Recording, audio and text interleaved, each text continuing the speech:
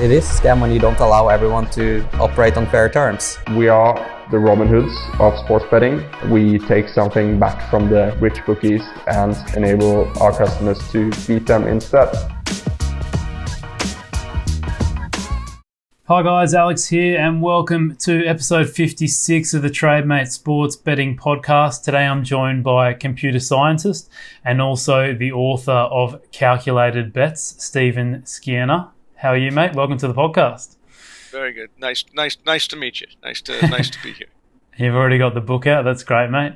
Mate, obviously, like I said, computer scientist, but I think, what we'll be talking about more so today is your book, which I'll give a brief description of, is basically tells the story of how you use computer simulations and mathematical modeling techniques to predict the outcome of jai-alai matches. I hope I pronounced that all right. Jai-alai, yes. And bet on them successfully. I mean, I'm sure most of our listeners have probably never heard of jai-alai before.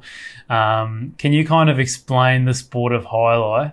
So jai-alai is a very interesting sport, actually, of Basque origin. It comes from the Basque region in Spain, and became a pari-mutuel betting sport in Florida and Connecticut during, starting in about the 1970s in the United States. Jai-alai is a kind of a variation on handball. They had a very hard ball called a pelota. The players would go back and forth trying to catch it and throw it against a hard wall using this basket called a cesta. And so basically, when you were betting on a jai-alai match in the United States, they would be 8 teams playing at the same time. Playing in a kind of round robin fashion.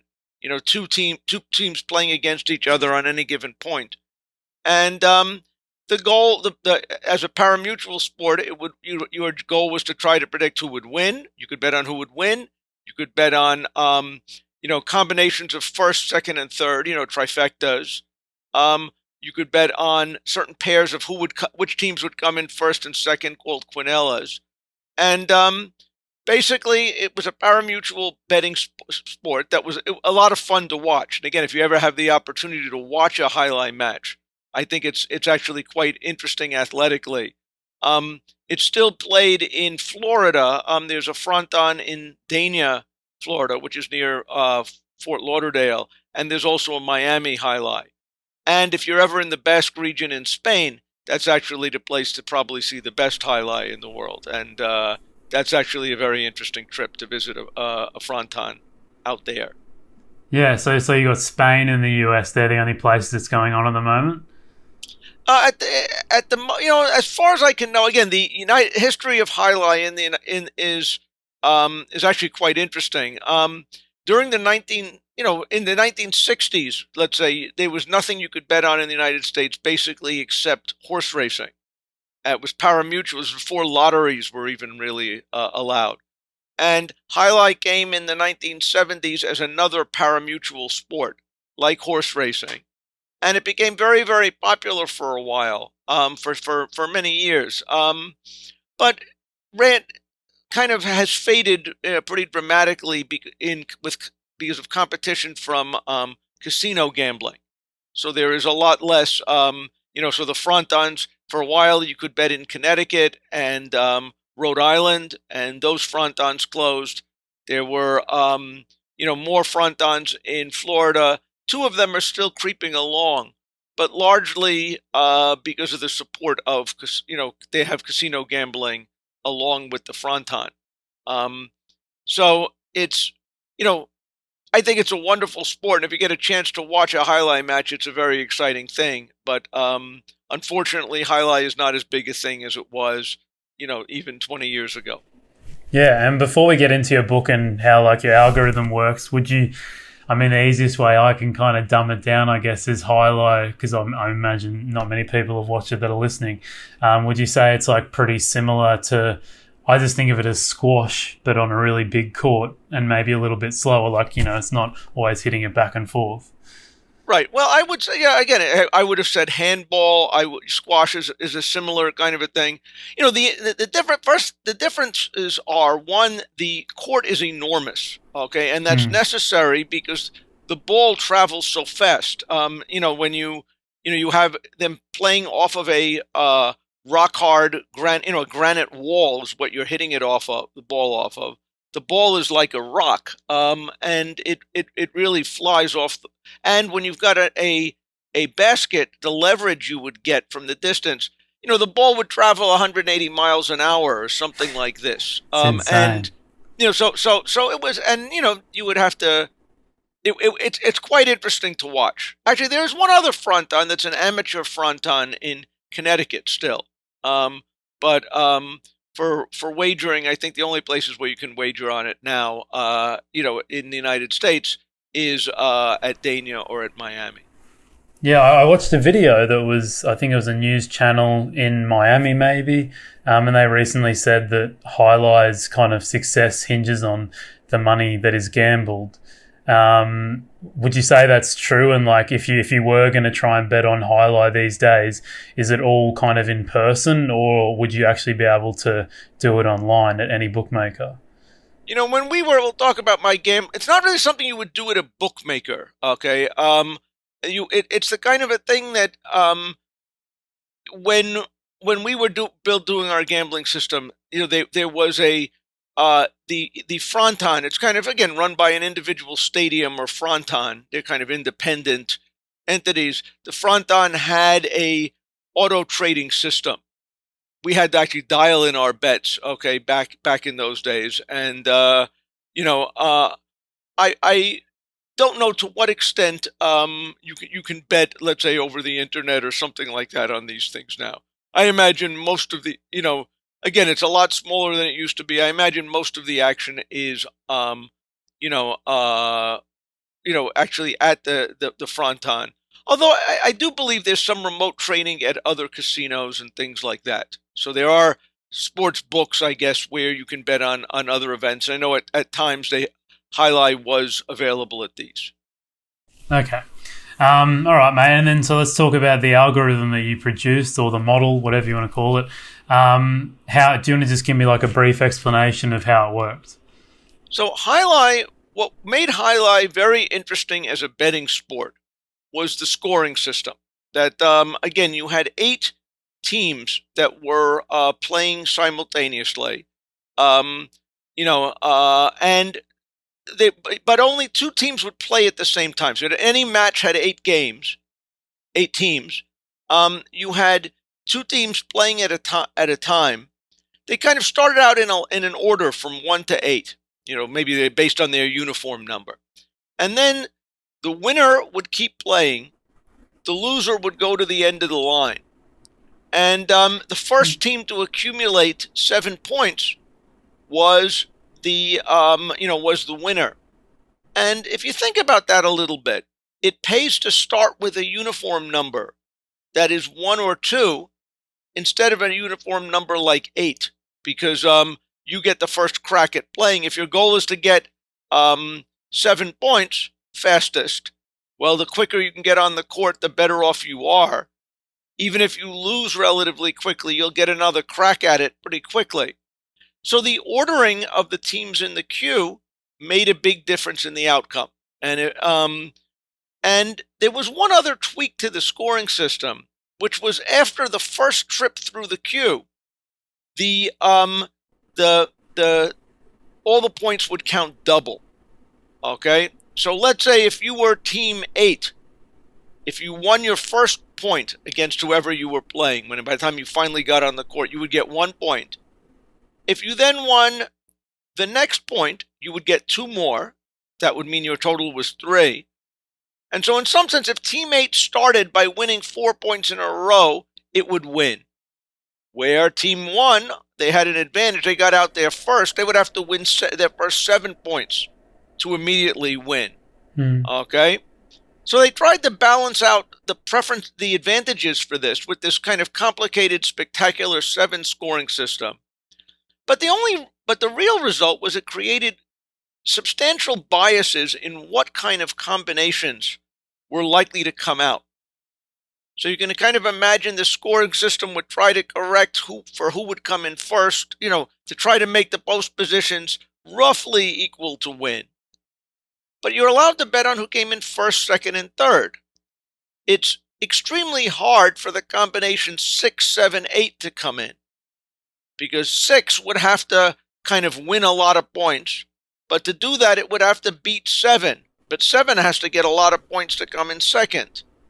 And 7 would have to beat 8, but in order for 7 to beat 8, 8 still has to get a lot of points. So certain combinations were far more likely to come out, even if you assume the players were equally skilled. Certain combinations come out 1,000 times more often than other ones. And so this seemed like the kind of thing you could build a betting system around. And so basically, we came up with a model to kind of evaluate how good each team was, okay, based on how they had performed in the past. And then based on this, we kind of would simulate each game. We simulated each game 1,000,000 times. And we could see how often each triple came out. And now, again, the bets that our system liked the most were these triple bets, these trifecta bets, because they, again, certain combinations would come out 1,000 times more often than others. When you factor in player skills, different things would happen. And so our model would basically determine which were the best trifecta bets to make. We would also predict what the expected payoff was for each one of these bets. Again, this was like horse racing. It's easy to predict maybe, which horse is more likely to win. But the real question is, if all the other bettors agree that this horse is going to win, your payoff is going to be very, very low, even if you're right. And so the system also had to build a model of trying to predict what would the public be betting on in this match. And our goal was to try to find trifectas that the public would be unlikely to bet on, that we thought had a greater than expected value chance of what was coming in. And so when we identified the best trifecta bets, those were the ones we would want our system to bet on.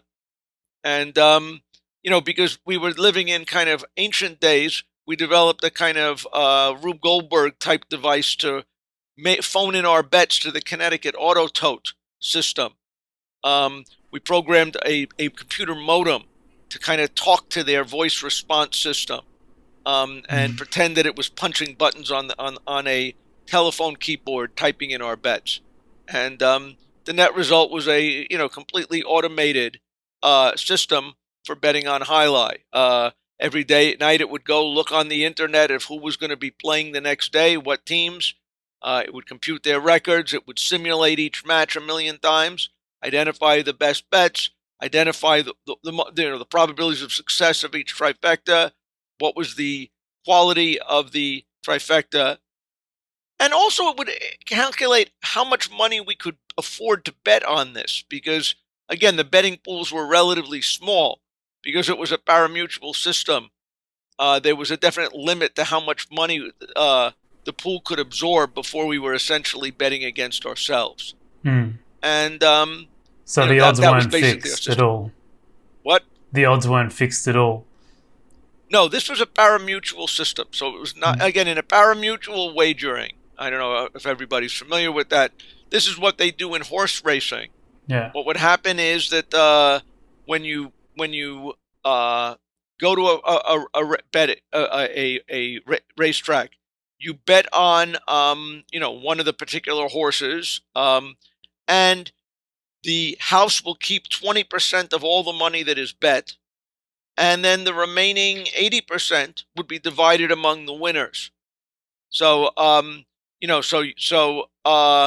you had, in order to know whether a bet was profitable, you need to know not only what was the probability of that horse winning, but what would be the odds. And when you bet on horse racing, you don't know what your payoff is until after the match, because it depends ultimately upon not what the odds were when you bet, but what were the odds at the end of the betting period. Was it quite difficult then calculating a staking size then for something? I mean, just for an example, maybe a selection that you really thought was a very high probability of happening, but the odds weren't suggesting that. Was it hard to make, like, is it hard to judge a kind of stake size for something like that? When, if you go too hard, it could completely move the market and ruin your chance of getting good odds.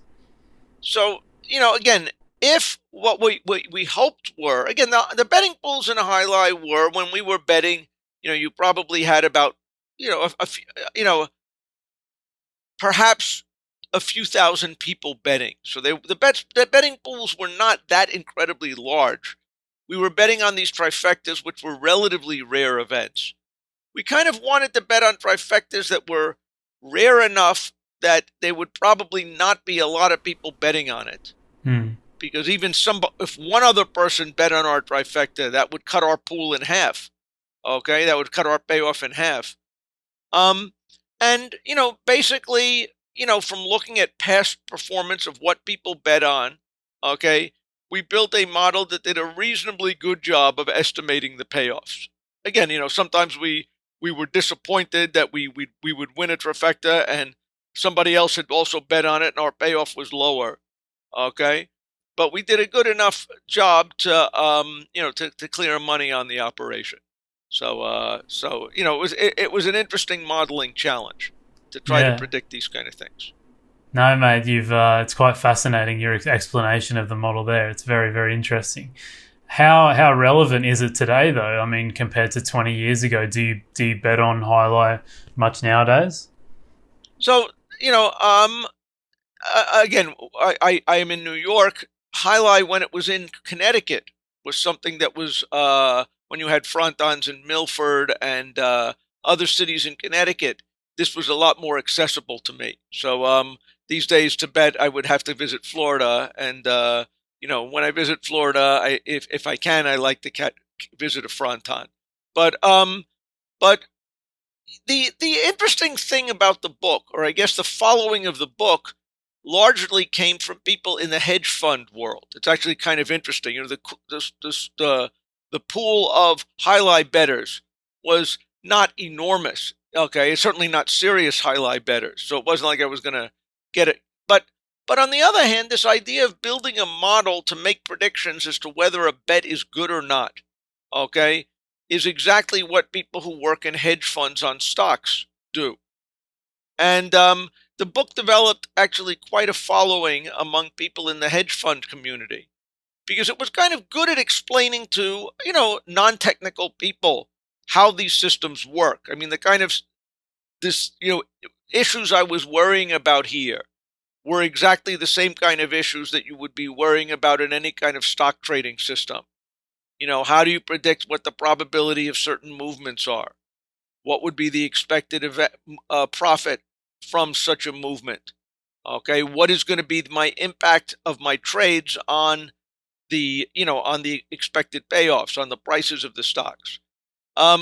So kind of as a sort of a model for how you build these kind of predictive systems, that was something that was where the book got to be quite popular. Because again, it's written to be read by the average layman, and so you don't have to be a rocket scientist to read this, but you get an honest feeling for how these kind of systems are built.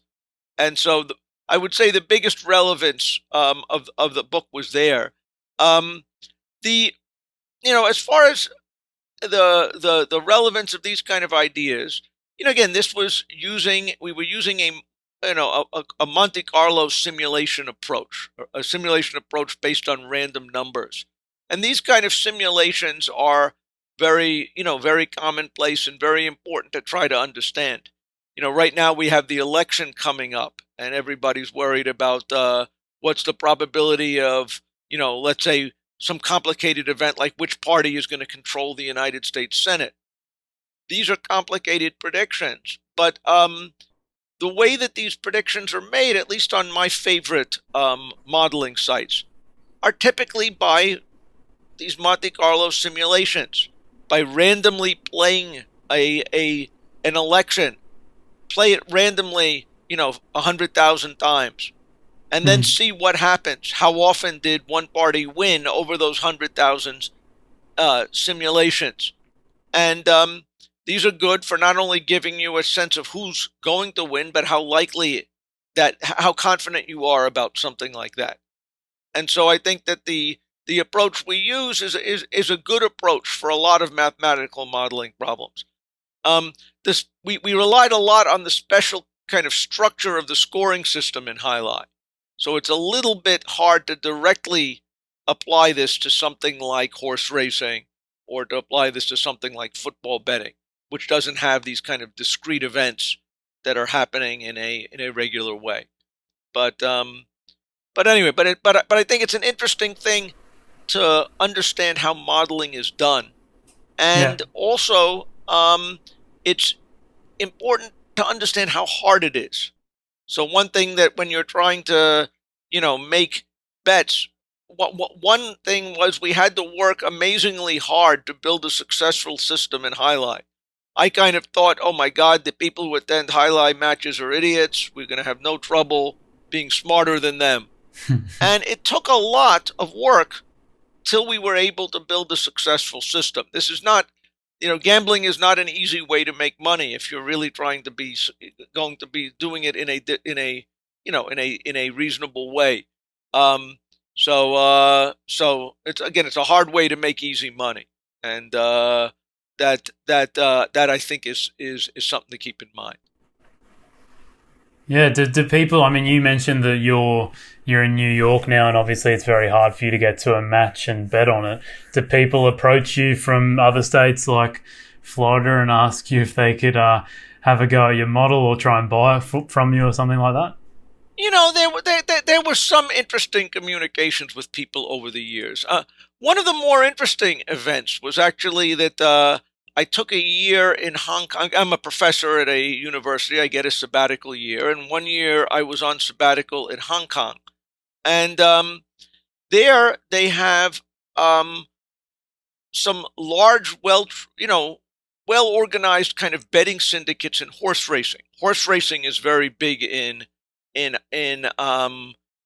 Hong Kong.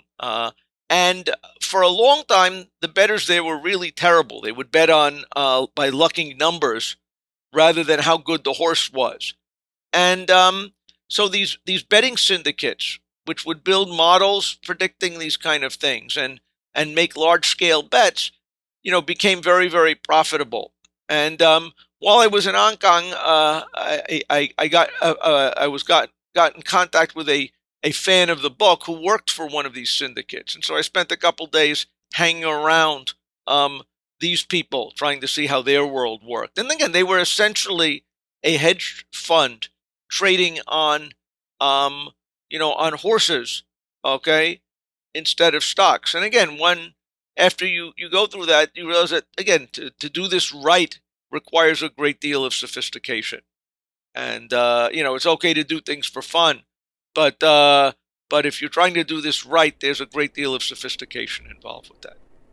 Yeah, how was your work looked upon when your book first came out? Because I'd assume that modeling or modeling sports betting especially would be something that maybe people were quite skeptical about.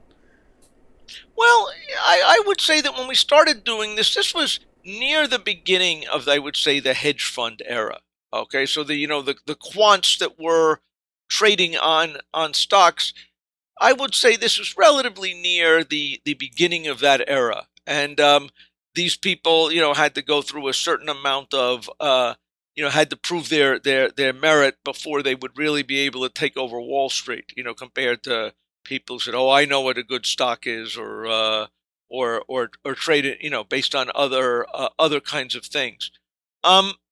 So, that was, I guess, it was fun to be part of that kind of beginning of a quantitative, data-driven wave. Okay, and that hit finance, that certainly has hit sports betting, even fantasy sports betting. There are models that do I will say are probably the more that are very successful, that are capture a lot of the purses in kind of fantasy football and all these other kinds of betting things.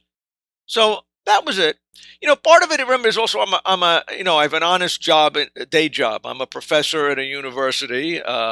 I teach algorithms and data science, and which I think are great topics to learn about. And if you want my honest books, I also have honest books on data science and algorithms, which I encourage people to read. Okay, if you want to learn how to do these kinds of modeling in a more technical way. But if within my community, which of course were the college professors, the highlight thing was quite a weird thing. Professors weren't supposed to build bookmaking operations running out of their offices and stuff like that. And that was ultimately the reason the system kind of got down. It was kind of as an experiment. Okay, it was an interesting experiment. I could prove that I could do it. And that's why I then wrote the book to explain how to do it. Once I explained how to do it, presumably there would be other people betting in similar ways, and any advantage I have over the pool would go away. So that was kind of the other reaction. It was kind of an interesting thing to do within a university, and my colleagues thought I was a little bit weird. They may still think I'm a little bit weird, but it was actually a lot of fun, and I very much enjoyed my jai-alai experience. Yeah, no, of course, mate. Over the first year, you said that you increased your staking by 544%. Can you explain why you increased the staking? Was it more like that was actually I increased my stake. That was my winnings. I took my original betting stake. Again, we're not really dealing with massive numbers because again, the jai-alai pool was pretty small. Yeah. But basically, at that time, I earned over the betting period detailed in the book. I increased my wallet size by 544%. Right. Okay, so the system was certainly successful at being able to recognize what was a good trifecta, and it did it often enough that we were able to clear a reasonable profit on this. That was kind of where the money kind of went. The staking, the amount that we actually bet on a match, depended upon how much other people were betting. Again, this was kind of the thing. In a pari-mutuel system, if you are betting a lot of money and nobody else is betting, all you are doing is, if nobody else was betting at a horse race and all you did, you were the only one that bet, what would happen? The house would take 20% of that money, put it in its pocket, take the 80% and give it to the winner. Well, if you're too big a part of the pool, you're basically betting against yourself. And one of the things that was unfortunate, again, is over the time we ran the project, is jai-alai became gradually less popular. The betting pools went down. It saw fewer opportunities that were profitable to bet. Okay, but basically knowing roughly what the size of the pool was. If the pool was very small, we really needed to have bets that we felt really good about. Okay, in order to know that we were not really betting against ourselves. So your staking must have been quite inconsistent then, and did that affect your results? I mean, sometimes you might be putting down hundreds of dollars, maybe sometimes just tens of dollars. I'm just guessing. But I assume, if you get to situations where the tens of dollars ones are winning and the hundreds are losing, did you get some real inconsistent results? Yeah, so there was, there? We again, if you in the book, there's a graph of how we do, and again, there were presumably certain days it felt better about betting than other days. Okay, so there was a difference in how much we bet each day. But the other thing, of course, is that we were betting on relatively rare events. We had to pick who was going to win, finish first, second, and third. There were 336 different possibilities in each match. So the actual, even if we had one that was, expected value was good, we could often go a relatively long time between wins. So when we hit one of these, we would earn a lot of money, but we were betting on relatively rare events, and so you're right. So the graph would go up and down, and there's times when you see it going down, you feel nervous. Oh my God, did the system break? But then, eventually you hit another trifecta, and we jumped up again. Yeah. What were the limits like though? Like, were you able to get thousands down on a match? I mean, it is quite a niche market. We're not getting thousands down on a match. Again, this was not high. This was not big money. Okay, I hate to tell you this. This is one reason why it was a lot easier to write a book about the system and give it up than if it was big money. But we were probably betting, I would say, on an average day, probably about $100 a day at our in steady state, and many of these were on relatively low probability events, so it would kind of go up and down, based on that. But no, so this was not life-changing money that was being bet here. Okay, this was proof of concept money, and we certainly proved it. I made enough. I was able to, again, because university faculty are not supposed to run bookmaking operations out of their office. The money was eventually donated to charity that we won, I got to tell my story in the book, and that's kind of the ultimate real reward. Yeah, would you say that you guys were? Although you said you're only able to get 100 down, but I mean, that's because the limits were so low. Would you say you guys were controlling the jai-alai market in a way?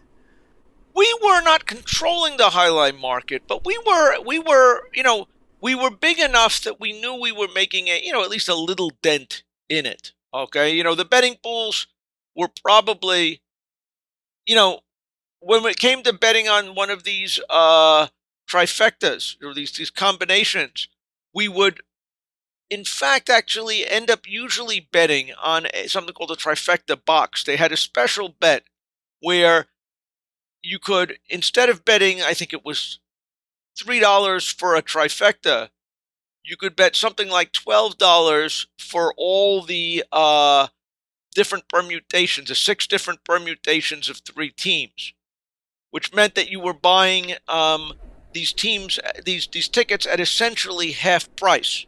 And although you had to buy the ones that were governed by the same 3 teams. And so one of the things our model would look for were box bets, okay, good. And box bets would mean that we would have less down on any given combination, which was good because it minimized our pool impact. Okay, so so we were quite conscious of whether or not we were affecting the size of the pool. One consequence about pari-mutuel wagering, though, that's different than certain other kinds of things. If I was going into a casino, if I had a computer and I bring my computer to a casino and start using it to tell me how to bet on roulette, they will immediately throw me out of the casino. They don't want to see me win. When you're betting in a pari-mutuel system, you're betting basically against the other bettors, and the house is getting a cut of everything you bet. So no one was particularly concerned. They were perfectly happy that I was betting and winning. Okay, but again, ultimately, I was trying to take it from the other bettors, and there had to be enough bettors there to make something worth taking. Yeah, and I want you to delve maybe a bit deeper into how you actually automatically phoned in those bets. You mentioned it a little bit earlier, but can you explain again just how exactly that worked? Because I think it's quite fascinating. So this was, again, I don't know how old the audience is. You guys, by now, everybody has an internet connection. Everybody has it coming in through, typically, probably either the cable or their phone line. Okay, so it actually, but you don't really see it through your phone line. It's kind of automatically kind of plugged into a mobile router, in the back of a mobile router. That's the connection to the wall.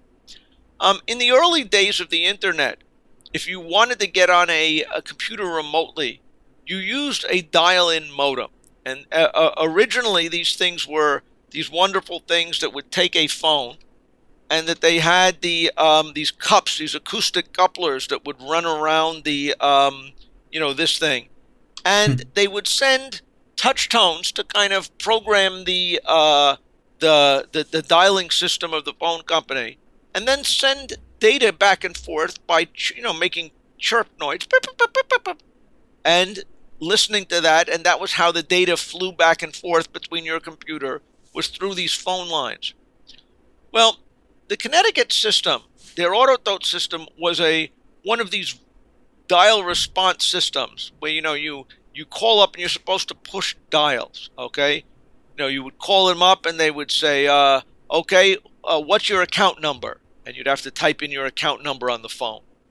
And then what's your what race do you want to bet on? And you type in, well, I want to bet on the 5th race. What combination? Well, I want to bet on horse 3, 2, and 1. Okay, so you had to enter your bets by actually typing things on a phone, and this would have been incredibly tedious. Okay. So instead, what did we do?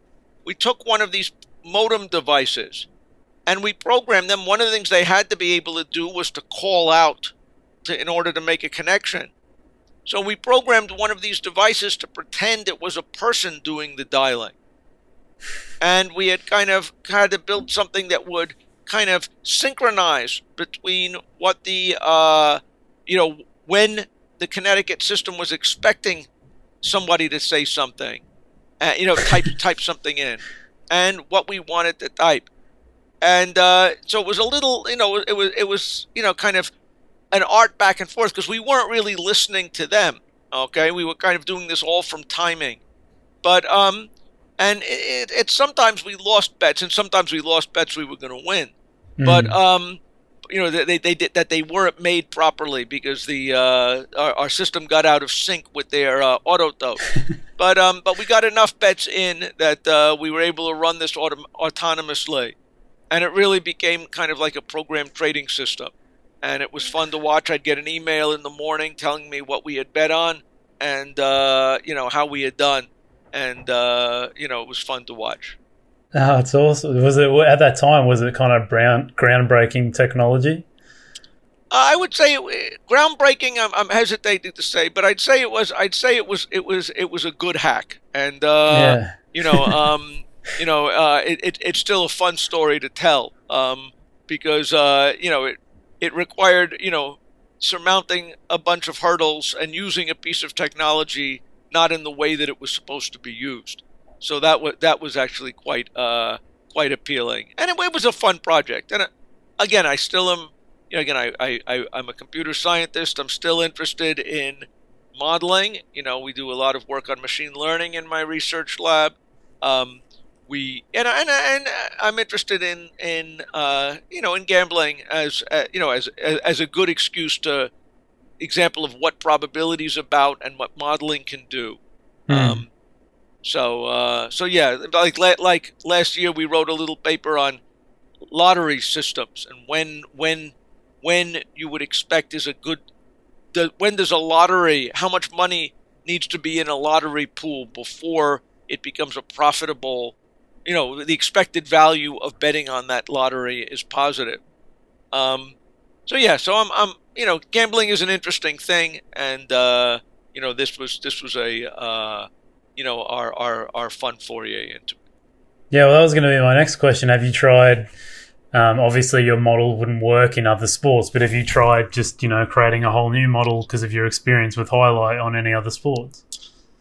We have occasionally, I would say we've futzed with things a little bit. Not seriously, not the way that we had tried to do this. But, occasionally as student projects, we've thought about trying to do something with football, okay? Or at one point even a little bit on horse racing. But we never really have done something serious. The jai-alai system was something I'm proud of. That was something that was seen through to completion, and I think the tale is actually quite interesting. So again, I will flash this up to you for all your viewers. Okay, it's a good story. It's a fun story, and it'll give you an idea of really how you go about building models that can determine the expected value of a wager, even in terms of uncertainty about the pool size and stuff like that. Yeah. And how we did it, and what it meant and stuff like that. Can you think of any sports nowadays where you think you could create a model where there are obviously, like as you were saying, jai-alai doesn't really have the greatest limits. Are there, so that, I mean, not having great limits is also good because it means the system is probably a bit more exploitable because there's not as many people betting and not as much information. Is there any sports you can think of nowadays, that probably ones that maybe people have never heard of? Well, first of all, the best place, if you're really determined to, let's say, bet on a market which has big limits, and you can trade rel. This is what stock markets are for. This is why hedge funds exist. So, if this is really the kind of thing that you're interested in, my encouragement is you study computer science, you study math, and then go get a job at a hedge fund. Okay, that would be my first advice. Okay, because these are where the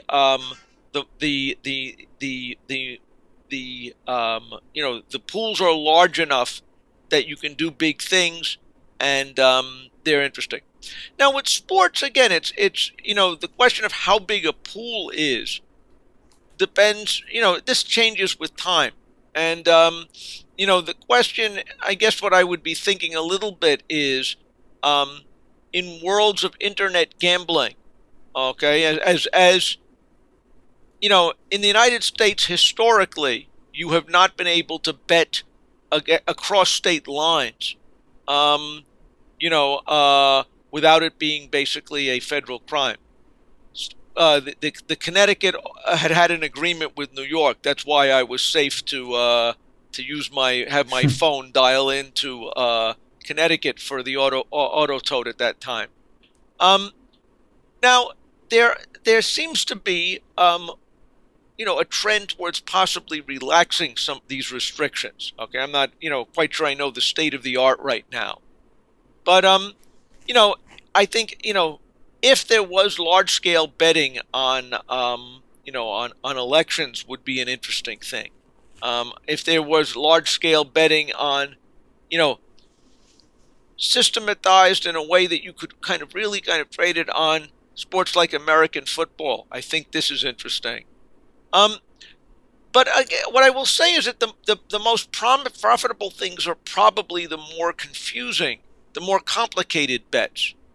So something like if I had access to betting on large pools, like one of these bets we have to get get the winner of 10 matches, okay, where you were betting not on a simple what is one match going to happen, but maybe where you had to include over-unders and point. So for certain kind of complicated pool bets, that might be an interesting thing, okay? Because that's one where the more complicated the betting situation is, involving more matches and things like that, the harder it is for people to try to really judge what the probabilities are. And that would probably argue that that if they're not as good at judging it, they probably are. There are probably ways to bet against them that might exploit that. Yeah, interesting. And just to finish up, mate, do you have much of a role in gambling or the gambling industry nowadays? I know you mentioned a little bit with your, tinkering around with student projects and looking at modeling football and stuff like that. Is there any involvement at all? No, I would say at this point, I won't say I've gone straight, but at this moment, I don't have any real gambling projects online. Although, of course, I'm always kind of, if the right thing were to walk in the door, this would be very interesting. And it is obviously a challenge to try to build a system you're gonna try to be smarter than somebody else, and betting money is a good way of keeping score. Okay, so of knowing whether you're really successful or not.